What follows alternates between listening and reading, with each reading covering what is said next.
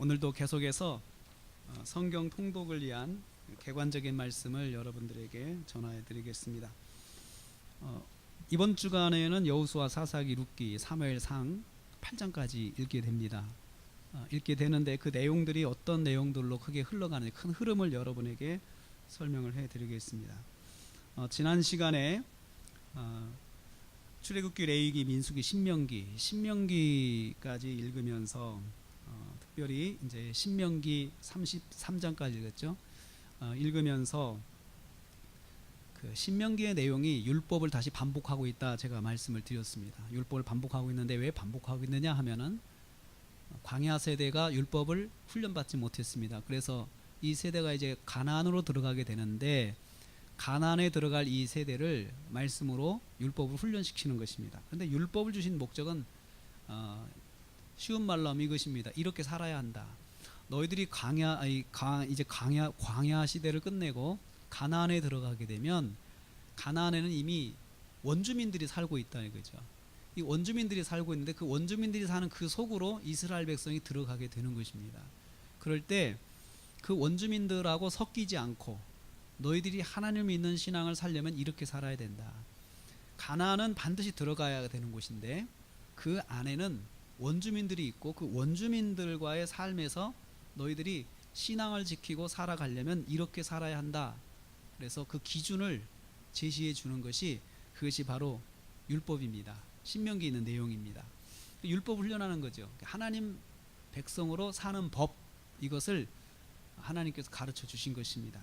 이것은 다른 말로 하면은 가나안 땅은 하나님 나라의 모형입니다. 그래서 하나님의 나라에 들어가 사는 백성들은 그곳에서 그곳을 하나님 나라로 이루어야 되는데 하나님 나라를 이루려면은 다른 어떤 것보다도 말씀대로 살아가는 모습을 가지면 하나님 나라가 이루어진다는 것을 거기서 말씀하고 있습니다. 그래서 가나안의 모든 문화를 하나님 말씀으로 변혁시켜 가는 거예요. 바꿔가는 거예요. 그러려면 그 사람들이 하는 거와 똑같이 하면 안 된다는 거죠. 그 사람들이 우상을 섬길 때 하나님 믿는 백성은 우상을 섬기지 않고 하나님을 섬기는 모습을 보여줘야 한다는 거예요. 또 그 사람들이 일부 다처제 결혼을 할 때 하나님 백성들은 일부 일처로 한 남자와 한 여자가 결혼하는 모습을 가지고 살아야 된다라는 것을 그렇게 말씀을 통해서 보여주고 있습니다. 그래서 우리는 지금 이 창세기부터 이어지는 쭉 말씀에서 한 가지 우리가 주목해야 될 부분이 있는데 그 창세기 3장 15절에 하나님께서 여자의 후손을 통해서 구원을 이루시겠다라고 하는 그 말씀이 어떻게 이루어지는지, 그 여자의 후손은 도대체 어떤 사람들인지 그것을 쭉 우리가 지금 지켜봐야 되는데, 그 여자의 후손은 사실은 마태복음에 나오면은 마태복음의 답이 나옵니다. 예수 그리스도입니다. 그런데 예수 그리스도까지 이어지는 그 계보, 사람들의 연결점들이 어떻게 이어지는지, 하나님께서 그것을 어떻게 이루어 가시는지를 우리는 성경을 통해서 볼 수 있습니다. 그래서 성경을 듣다 보면은 종종 족보가 나오죠. 족보가 나오는데 족보가 나오는 것은 그 연결점을 확인하는 것입니다. 이렇게 해서 지금 여기까지 왔다라고 하는 그 연결점을 확인하는 것이 족보의 기능입니다. 그래서 족보를 보면 좀 지루한 면이 있는데 거기에서 관점을 가지고 보면 족보가 재미있습니다. 자, 여기까지 왔는데 지금은 어느 사람까지 와서 지금 그 주변에는 어떤 사람들이 있는지 그것을 보여주고 있습니다. 칼 세이건이 그 사진 한 장을 인류에 소개를 했습니다. 근데 그 소개한 것이 뭐냐면 보이저호가 은하계를 벗어나면서 그 카메라로 계속 전진하면서 앞을 보고 사진을 찍고 갔습니다. 우주를 찍고 갔습니다. 그런데 칼 세이건이 그 나사에 그런 제안을 했습니다. 보이저호가 우리 은하를 벗어날 때 한 번만 카메라의 각도를 뒤로 틀어서 우리 지구를 한번 봤으면 좋겠다. 그 지구를 인류에게 보여줬으면 좋겠다라고 이 칼 세이건이 제안을 했습니다. 그런데 그것은 굉장히 좀 어려운 작업이고 또 보이저호의 안전을 보장할 수 없는 작업이라고 해요. 그랬는데 나사에서 그 제안을 받아들여서 보이저호가 우리 은하를 벗어나는 순간에 마치 사람이 뒤를 돌아다보는 것처럼, 앞으로 가던 사람이 미련을 가지고 뒤를 돌아보는 것처럼 카메라를 돌려서 지구를 향해서 시선을 돌렸습니다. 근데 그 시선에서 우리 은하가 지구가 있는 은하계 전체의 사진과 함께 그 속에 지구의 모습이 찍혔습니다. 그런데 그 지구의 모습이 어떤 모습이냐 하면은 그냥 점이에요. 그냥 점. 수많은 점들 속에 하나의 점에 불과한 지구의 모습을 칼 세이건이 확인을 해주면서 화살표로 찍어주면서 여기가 지구입니다 라고 하면서 칼 세이건이 그렇게 보여줬습니다. 그래서 그 페이스북에 칼 세이건의 그 계정을 한번 검색해 보면 그 사진이 나와 있습니다. 그러면서 이제 그 말을 해요. 우리가 한 점도 안 되는 이 지구 속에서 수억의 인구가 살면서 그 한 점도 안 되는 그 속에서 우리가 서로 섞여 살면서 네가 옳다 내가 옳다 서로 싸우고 전쟁하고 우리 저 속에서 저 점 속에서 우리가 지금 치열하게 싸우고 있습니다. 죽고 죽이는 싸움, 미워하고 또 증오하고 또 서로 다투는 그 싸움이 여러분 보이지 않지만 저 점 속에서 일어나고 있습니다 라는 그런 말을 한 적이 있습니다. 우리가 사는 세상은 사실 우리가 다 섞여 살죠. 들어가 살죠. 따로 사는 사람은 드뭅니다. 그 사람은 세상을 등졌다라고 이야기하죠. 그리스도인들도 따로 살아야 그리스도인이 되는 것이 아닙니다. 우리 그리스도인이 그리스도인다우려면 속에 들어가야 되고 세상 속에 들어가야 되고 세상 안에 있어야 됩니다. 근데 한 가지 문제가 있습니다. 모세가 신명기를 주면서 백성들을 걱정한 것이 있습니다. 들어가는 건 좋은데 그리고 우리는 들어가야 하는데 거기 들어가면 섞일 수 있다고 하는 그런 위험성이 있습니다. 섞일 수 있다는 위험성.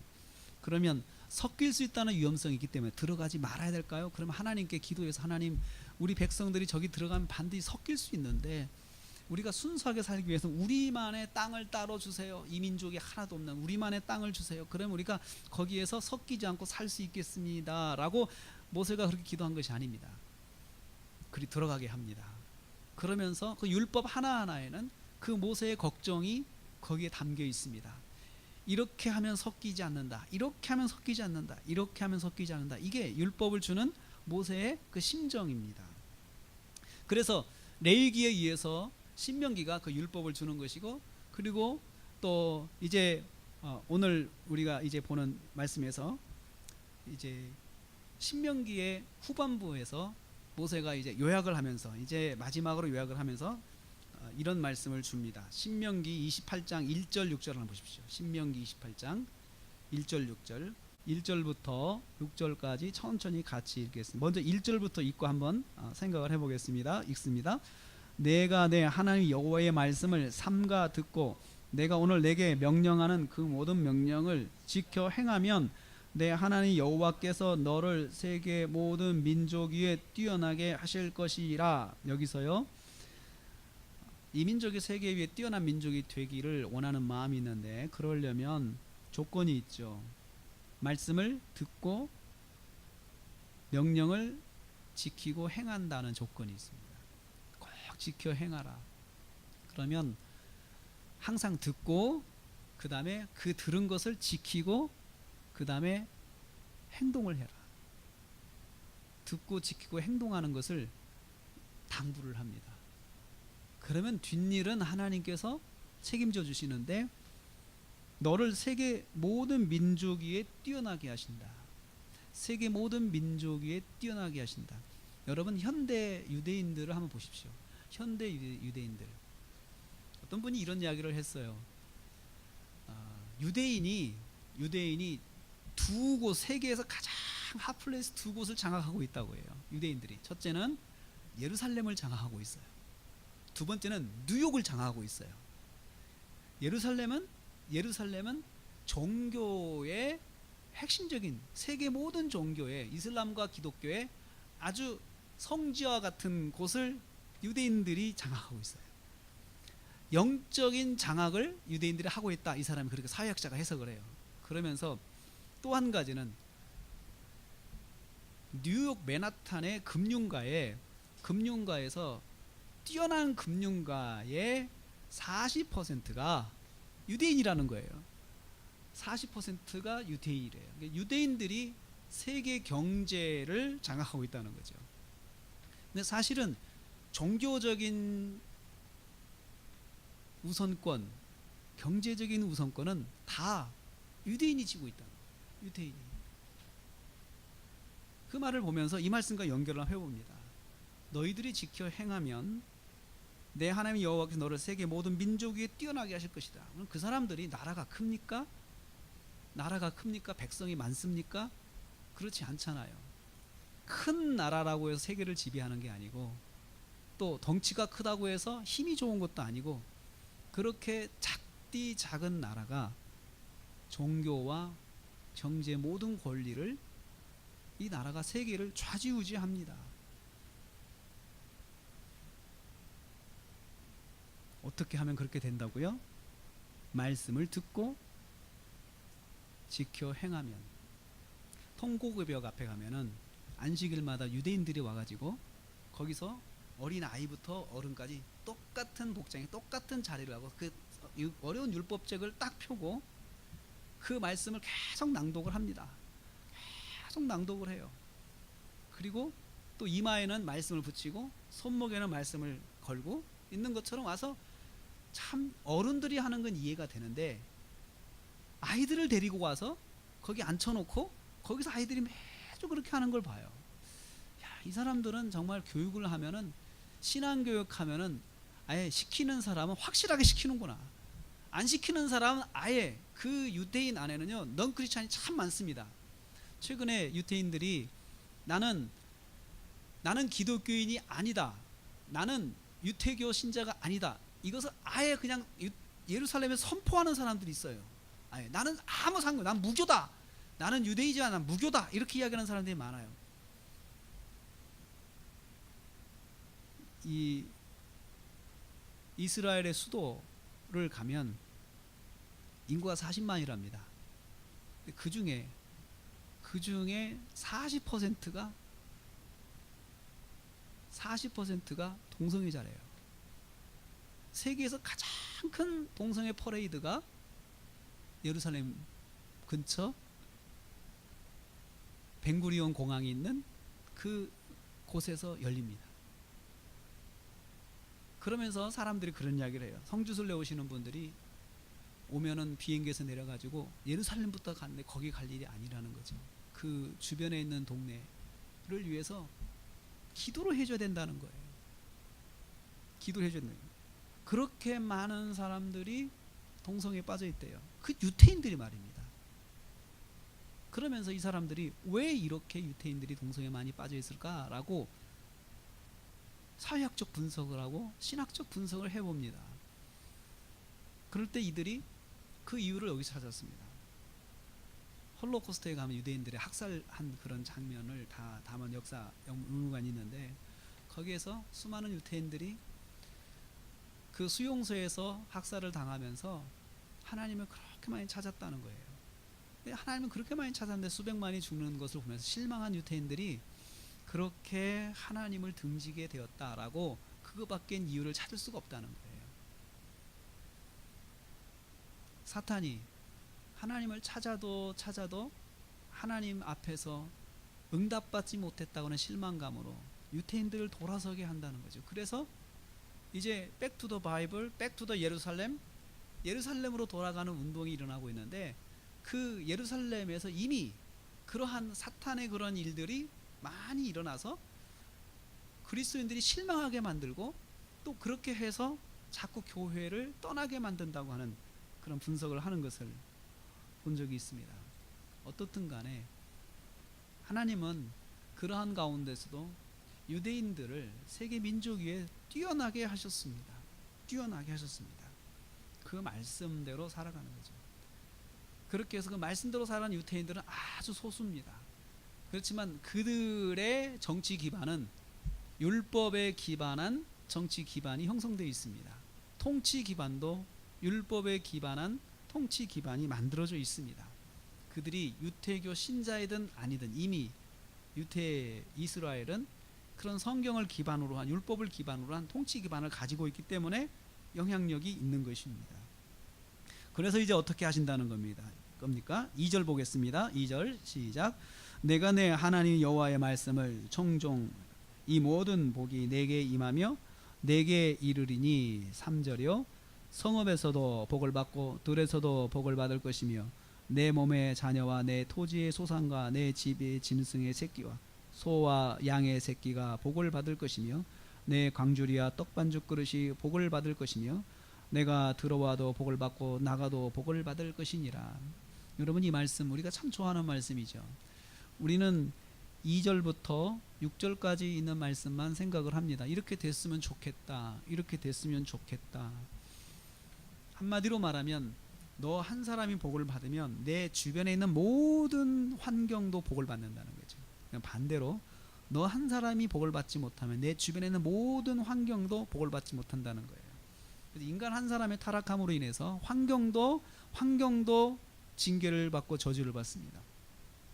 인간이 책임지고 있는 자연계가 그 타락의 후폭풍으로 징계를 받습니다. 그 자연계의 선함이 손상되고 또 손실되고 그리고 불충분해지는 그런 사건이 일어나는 것입니다. 그런데 한 사람이 순종하고 한 사람이 하나님 말씀 앞에 서면 큰 복이 있다는 것을 여기서 말씀하고 있습니다.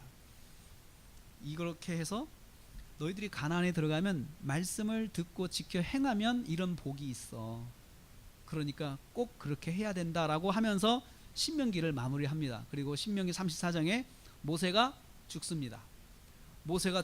신명기 34장에 모세가 죽는 장면을 보면 참 하나님의 냉정하심을 봅니다.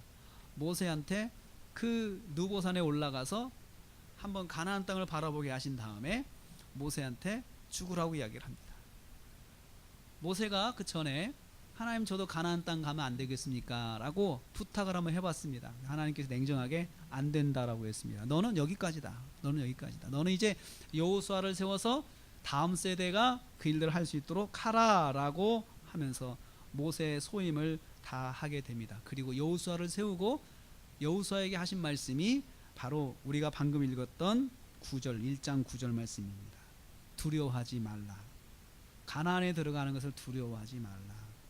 그리고 놀라지 말라. 두려움과 놀람이, 우리가 가나안 땅에 들어가서 성도들이 제일 먼저 주의해야 될 사항이에요. 주의사항, 두려워하면 안 된다는 거예요. 우리가 세상 속에 들어갈 때 두려워하면 안 된다는 거예요. 그곳에서 두려워하고 그 다음에 가슴이 뛰고 그래서 아무것도 못하고 위축이 되면 안 된다는 거죠. 왜 그렇습니까? 하나님이 함께 하신다는, 네가 어디를 가든지 하나님이 함께 하신다. 우리 성도들이 기억해야 할 것은, 항상 기억해야 할 것은 하나님이 나와 함께 하신다는 사실입니다. 하나님이 저와 여러분과 함께 하십니다. 여호수아는 그 사실을 입증해 보이십니다. 하나님이 함께하는 사실을 믿을 때는 승리하고, 하나님이 함께 하신다는 사실을 잊으면 무슨 현상이 나타납니까? 자기 마음대로 해요. 자기 생각대로 해요. 하나님께 묻지 않아요. 우리가 큰 문제가 뭐냐면, 어려울 땐 하나님께 의지했다가 뭔가 잘 될 때는 하나님을 의지하지 않는다는 거죠. 하나님을 의지하지 않고 내 경험, 내 생각, 그리고 내가 또 하고 싶은 것, 이것으로 자꾸 기울어지는 거예요. 우리는 다 똑같은 것 같아요. 그런 것 같아요. 왜냐하면 자꾸 자신감이 생기니까 이건 하나님께 기도하지 않아도 되는 것 같다라고 이야기를 합니다. 근데 사실 우리가 가장 쉬운 것부터 하나님을 의지해야 합니다. 가장 쉬운 것부터 하나님을 붙잡아야 됩니다. 그리고 쉬울수록 하나님을 더 의지해야 됩니다. 그럴 때 우리가 하나님 앞에 더 가까이 갈 수가 있습니다. 흔한 말로 여러분 물 마실 때 기도합니까? 물 마실 때 누가 기도를 합니까? 물 마실 때 기도하는 사람 드뭅니다. 그런데 여러분, 물 마시는 거 그까짓 거 뭘 기도를 하고 먹어요? 내가 내 힘으로 마실 수 있는데 그렇게 뭐 기도까지 필요하겠습니까? 그리고 그걸 또 감사를 합니까? 그 물 마시면서? 그런데 그것은 물 마시는 것 자체가 어려워서 기도하는 거 아닙니다. 그리고 물 먹는 것 자체가 그냥 내가 물 떠서 먹는데 내 힘으로 물 떠서 먹는 것 자체가 그것이 어려워서 기도하라는 것도 아니에요. 내가 할 수 있는 건데, 할 수 있는 건 내가 스스로 하고 어려운 것만 하나님을 의지해야지. 모든 걸 하나님을 의지하면 하나님이 아무래도 번거로워하실 것 같고 조금 귀찮으실 것 같아요. 뭐든지 하나님 찾으면은 우리도 또 귀찮을 수 있겠다라는 생각으로 그렇게 하는 분이 있습니다. 그런데 아닙니다. 범사에 하나님을 찾아야 됩니다. 그래서 물을 마실 때라도 기도하는 것은 그 사람의 마음의 자세를 이야기하는 거예요. 내가 하나님을 의지한다. 내가 하나님께 감사한다. 마실 수 있는 것도 감사한다. 병들어서 약해지기 힘들면 마시는 게 감사할 수 있습니다. 목에 음식이 넘어가지 않고 목에 물이 넘어가지 못해서 수혈을 해야 되고 수액을 받아야 되고 어떤 때는 그냥 혀에다가 물을 적셔가지고 이렇게 해줘야 물을 흡수할 수 있을 때가 있습니다. 그때는 정말 내가 물을 벌컥벌컥 마신다는 사실이 얼마나 감사한가 감사할 것입니다. 그냥 화장실 소변을 보면 그 소변 보는 게 감사합니까? 뭐 자연스럽게 화장실 하루에도 10번 이상 가는데 그게 뭐 그렇게 감사합니까? 그런데 수술을 해서 소변을 봐야 되거나 그런 생리적 현상을 느껴야 수술이 됐다는 걸 확인하게 될 때 모두가 축하하며 박수하는 걸 보면 야, 정말 이게 감사할 일이구나. 정말 감사할 일이구나. 그래서 생각하게 됩니다. 내가 눈으로 보는 것이 뭐가 감사하냐. 눈은 뭐 항상 건강하고 있는 것인데 근데 한번 시력이 나빠지고 볼 수 없을 때 그것이 감사하다는 것을 깨닫게 될 것입니다. 하나님께서 여호수아에게 당부하신 것은 그것입니다. 가면 내 말대로 해라. 그리고 무엇이든지 나에게 묻고 해라. 이게 여호수아가 가나안 정복하는 데 있어서 원칙입니다. 원리입니다. 여러분은 어떠십니까? 우리는 이 말씀을 보면서 여호수아가 많은 전쟁을 합니다. 이 속에서 전쟁 자체가 중요한 게 아니고 전쟁을 할 때 이 사람이 어떤 모습으로 전쟁하는가를 봐야 됩니다. 그 중에 여러분 여리고성 전쟁은 너무나도 유명합니다. 여리고성 전쟁은 하나의 우리가 가나안에 살 때 어떤 모습으로 살아야 되는가라는 것을 모델로 보여줍니다. 여리고성은 난공불락의 요새입니다. 그런데 그곳을 하루에 한 번씩 돌고 마지막 날에는 7번 돌고 소리를 지르면 된다고 했습니다. 그게 무슨 싸움입니까? 그게 무슨 전쟁입니까? 하나님의 방법은 우리가 아무리 봐도 이해가 안 될 때가 있습니다. 이해가 안 될 때가 있습니다. 모두가 동의가 안 될 때가 있습니다. 그래서 하나님의 일과 하나님의 어떤 역사는 모두가 동의하고 모두가 좋다라고 할 때 오히려 하나님 뜻과 상관이 없을 때가 있어요.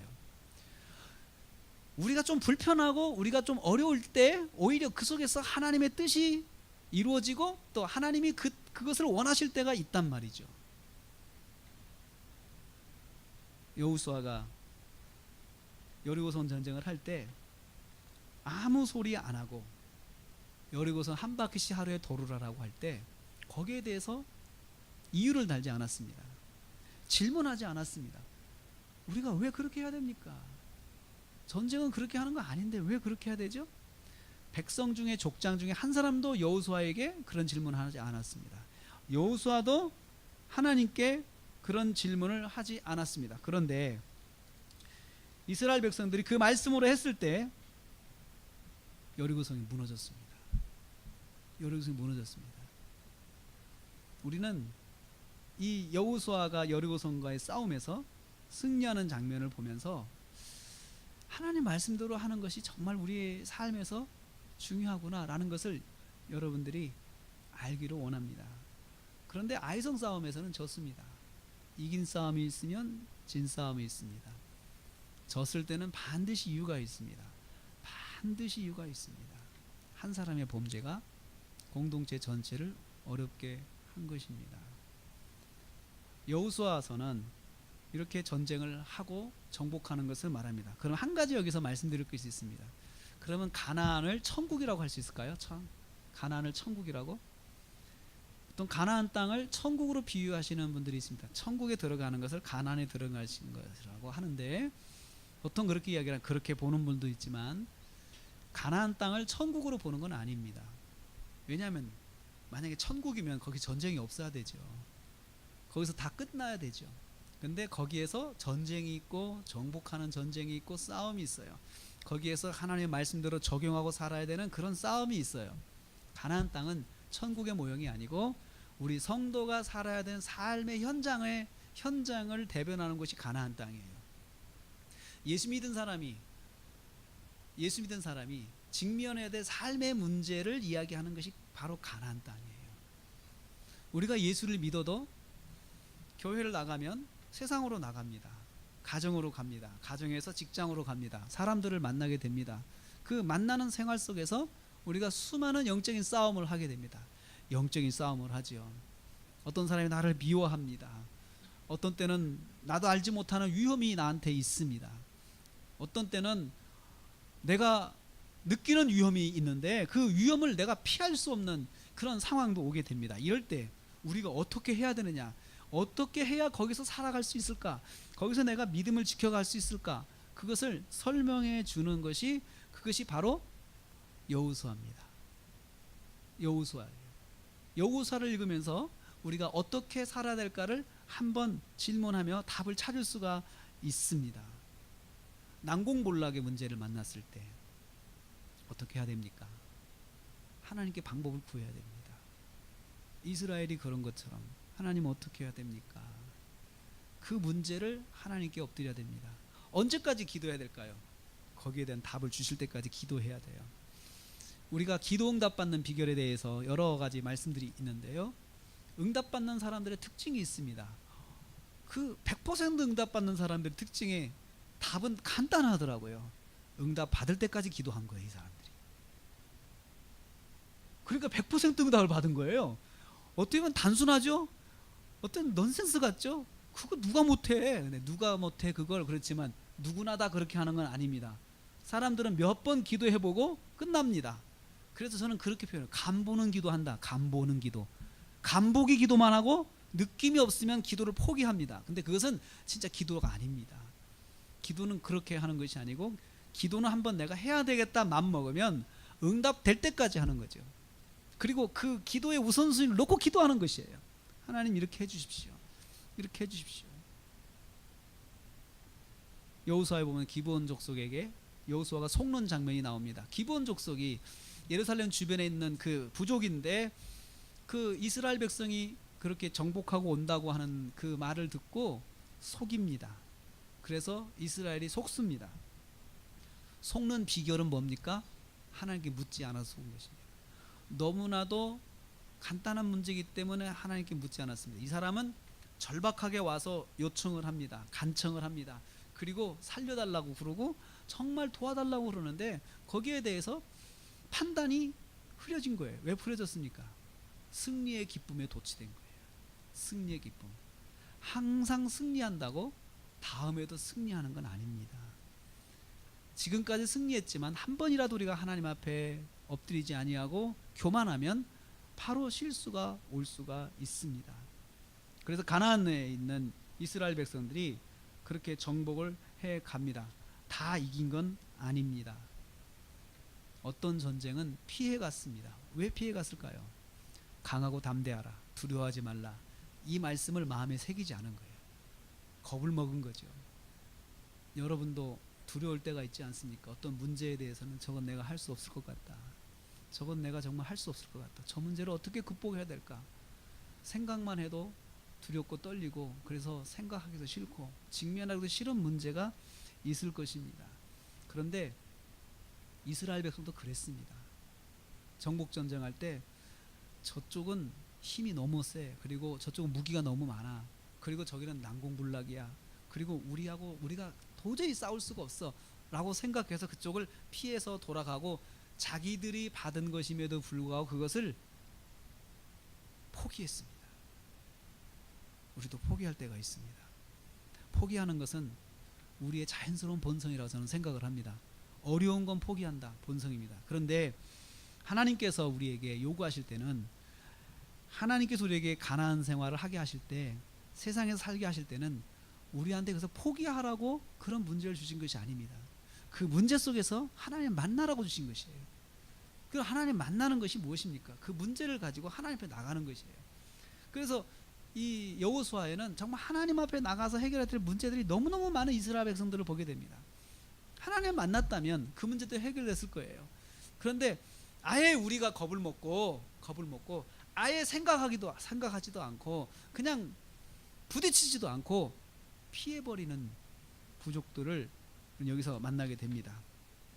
그래서 어떻든 간에 이제 가나안 정복의 전쟁이 끝났습니다. 그래서 여호수아가 그렇게 끝나고 사사시대가 지나가는데, 사사기는 가나안에 들어간 이스라엘 백성들이 이제 그곳에서 정착하는 과정을 사사기에서 설명하고 있습니다. 사사기에서. 그런데 그 정착하는 데 있어서 원칙이 하나 있습니다.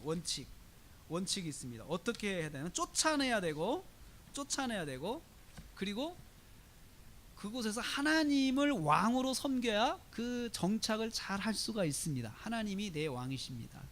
또 하나님 말씀대로 왕으로 섬긴다는 게 무엇입니까? 하나님 말씀대로 사는 것이죠. 하나님의 명령대로 살아가는 것. 그 어떤 명령이죠? 신명기에서 말한 그 규칙 있잖아요. 그 규칙대로 살아가면 하나님은 왕으로 섬기는 것이에요. 그런데 이스라엘 백성들이 그렇게 하지 못했습니다. 그럼에도 불구하고 우리가 사사기의 1장 19절 21절 한번 보겠습니다. 어떤 일이 일어났는지. 사사기 1장 19절 한번 보세요.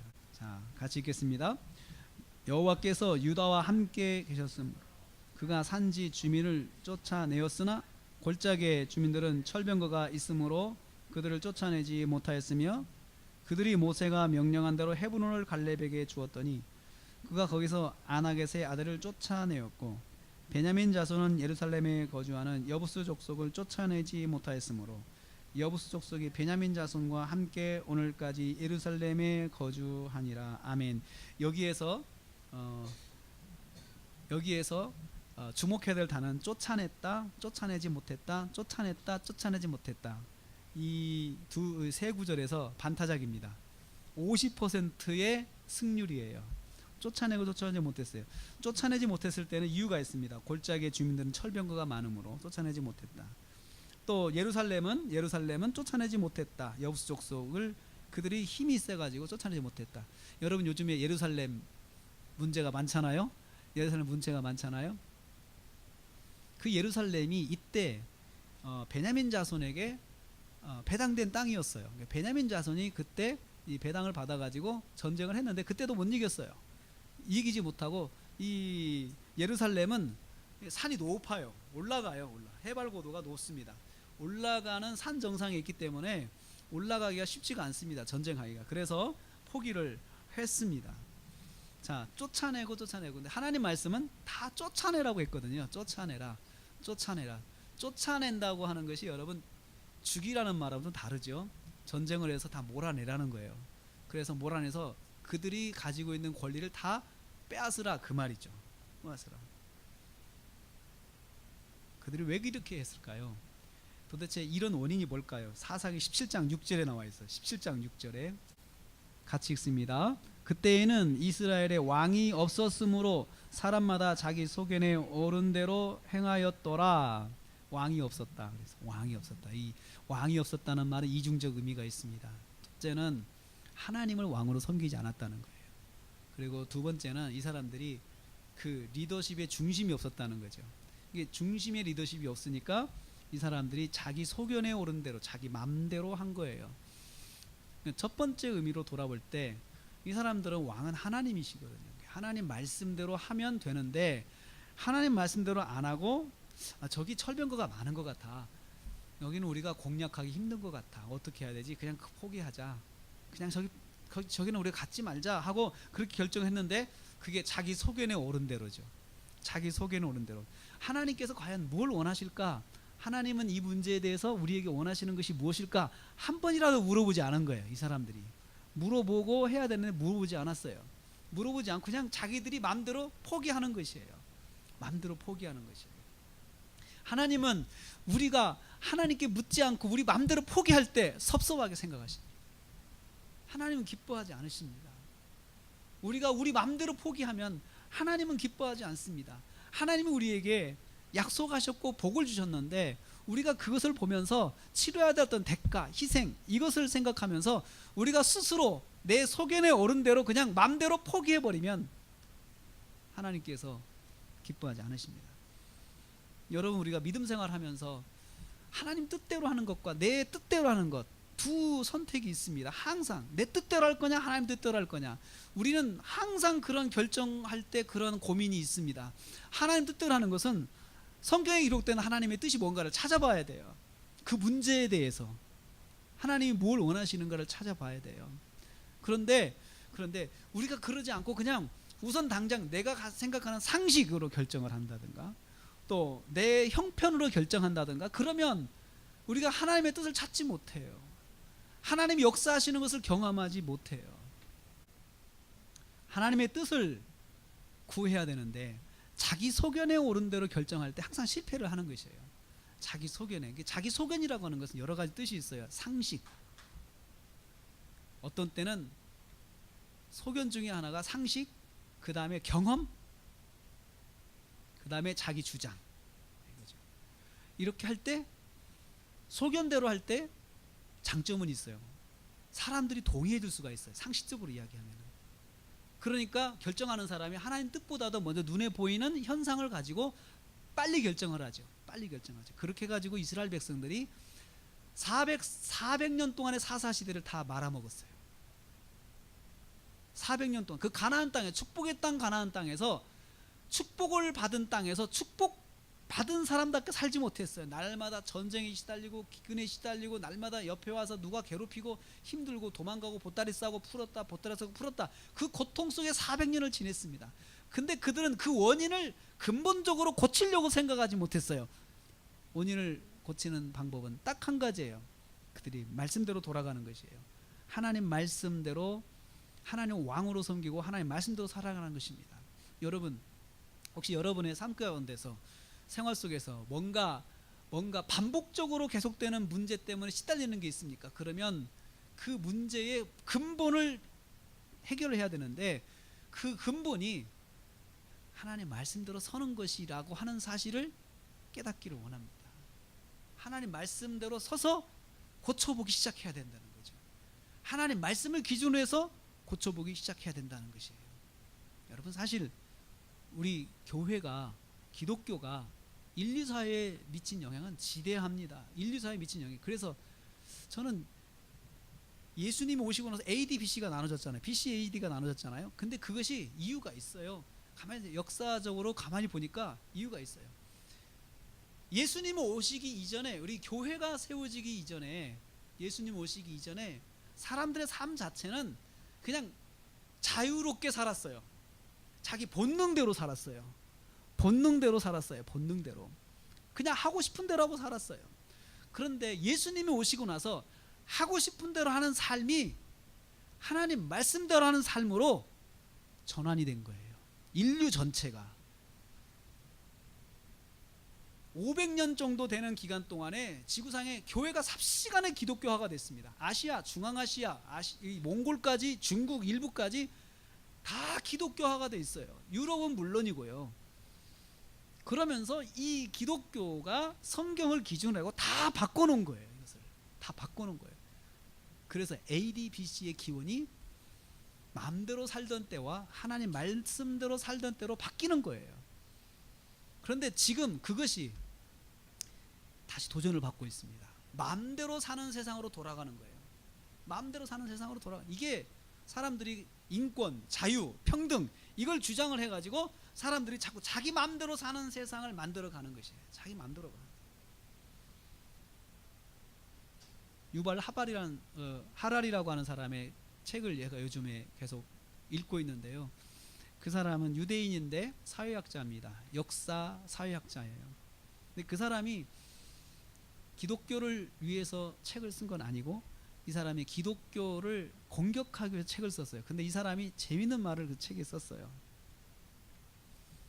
우리 사람이 마음대로 하는 자연적인 삶에서 규칙적인 삶으로 바뀌어졌다. 그런데 그것은 내가 정말 진실 하나를 말하는데 그렇게 만든 것은 기독교다 이렇게 이야기를 했어요. 그렇게 만든 것은 기독교다. 기독교가 세상은 하나님이 창조하셨다는 그 원리를 가지고 하나님의 질서 안에 세상을 다 만들어 놔버렸다. 그것이 깨져야 된다. 이 사람은 이야기해요. 그것이 깨져야 된다. 유발 하라리가 하는 말은 그것이 깨져야 된다. 그럼 우리가 자연스럽게 살 수 있다. 우리도 우리 마음대로 살 수 있다. 우리도 자유를 가지고 살 수 있다. 왜 기독교가 만들어 놓은 규정을 우리가 지키면서 살아야 되느냐. 나는 교회도 안 다니는데 이미 우리 사회 속에 퍼져 있는 기독교적인 그 법칙에 내가 왜 들어가야 되느냐라고 이야기를 해요. 이걸 보면서 안 믿는 사람도 그걸 알고 있구나. 좀 눈을 떠서 보면 세상이 기독교의 법칙으로 만들어졌다고 하는, 세상에 있는 규정들이 기독교의 법칙으로 정해져 있다는 것을 조금만 눈을 뜨면 알게 되는 거나. 이건 교회 입장에서 보면은 우리 교회가 세상에 미친 영향은 자연스럽고 내 마음대로 살던 사람들을 하나님의 말씀으로 살도록 규칙을 만들어서 그렇게 만들었구나. 교회가 그 영향을 줬구나라는 것을 알 수가 있습니다. 그런데 우리 믿는 사람들이 하나님의 말씀 안에 살지 않으면 이건 넌센스잖아요. 세상 사람들은 자기도 모르게 마치 우리가 물건 하나 살 때 간접 세금을 내잖아요. 모르고 사잖아요. 모르고 세금 내잖아요. 그런 것처럼 세상 사람들은 대한민국의 헌법 안에는 성경적 가치관이 너무나도 많이 들어가 있습니다. 성경적 가치관이. 결혼은 남자와 여자가 해야 된다. 또 한 남자는 한 여자를 만나 결혼해야 된다. 이런 것들이요 다 기독교적인 개념들이에요. 기독교적인 개념들이에요. 우리는 그 속에 다 살고 있어요. 이것들을 다 무너뜨리고 있네요. 남자와 여자라고 하는 그 개념도 다 무너뜨리고 있어요. 공격을 당하고 있습니다. 근데 이런 사람들이 요즘 세상에 너무 많습니다.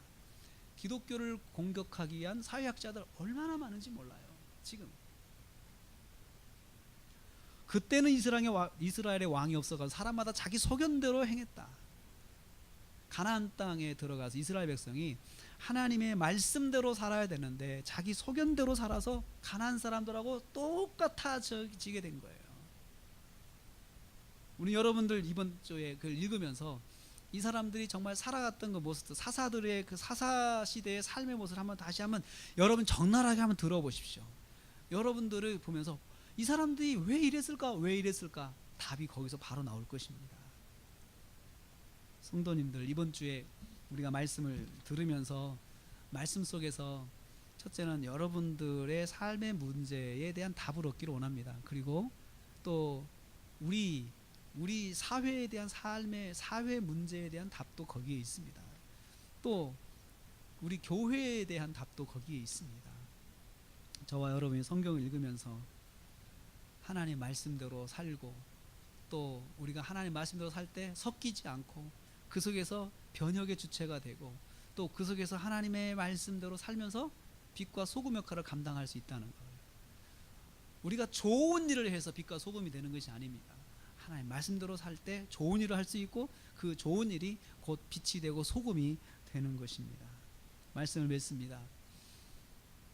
여호수아, 사사기, 룻기는 이스라엘 백성이 가나안 땅에서 하나님 백성답게 사는 길을 가르쳐 준 것입니다. 그리고 그렇게 살려면은 하나님을 왕으로 모시고 하나님 말씀대로 살아야 되는데, 신명기, 레위기에서 가르쳤던 그 말씀의 규칙대로 살면 절대로 섞이지 않습니다. 그리고 그 속에서 오히려 더 빛이 되고 소금이 되며 살 수가 있습니다. 그것을 우리한테 말씀을 했습니다. 한 주간을 사시면서 저희가 말씀을 듣고 지켜 행하라 그랬습니다. 듣는 것은 지키고 행하기 위해서 듣는 것입니다. 알아야 지키고 알아야 행하죠. 그래서 들음으로 해서 먼저 아는 과정이 이루어지는 것입니다. 말씀을 들으면서 저와 여러분이 하나님과 더 가까이 가고 또 지켜 행함으로 또 복을 받는 저 여러분 되시길 주님의 이름으로 축복합니다.